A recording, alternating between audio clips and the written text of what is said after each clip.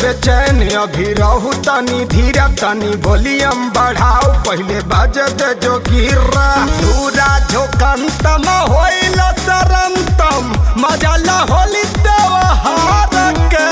पूरा झोंकंतम होइल सरंतम मजा ला होली त्योहार के लौंडा इस स्टाइल में कमर हिलावा होली में कुर्ता मार के लौंडा स्टाइल में कमर हिलावा आज कुर्ता मार के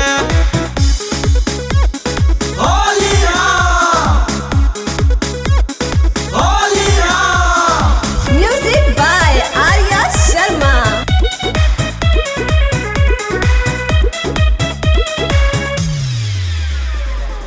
मोबिल कोई मुँह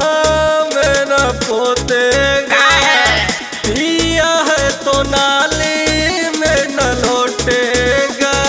असली मजा तो राज नहीं करब कर बोलेगा सोनू पहले गंजी अपन खोलेगा गंजी अरे चिखना वही में आएगा नचा नचम तम मजा लुटम तम होई देह संभार के मुर्गा के टंगरी खूब घिचंतम होई दाता चियार के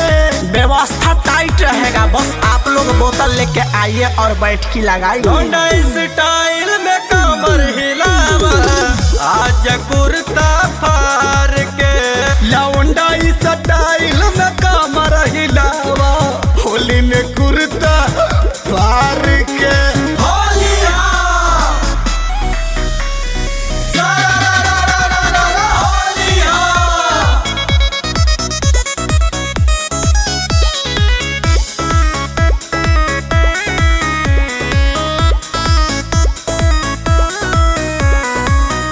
अरे अडी के सब को झुमाना है डीजे पर फूल बाजे पांडे को नचाना है साड़ी पहना के नचाएंगे आनंदो के बियार पिलाना सिडाल के पिलाएंगे रोकी सबको गले से लगाना है भाई भाई होली में मिल जाएंगे मिला मिलन तम गाले लगन तम करे के बा प्यार से ऊबर गरहन तम गाले मिशन तम करे के बा प्यार से भाऊजी लोग के भी होली में लेके आइए और डीजे पर नचाइए नया इस स्टाइल में होली मनावा खेला कुरता पार का लौंडा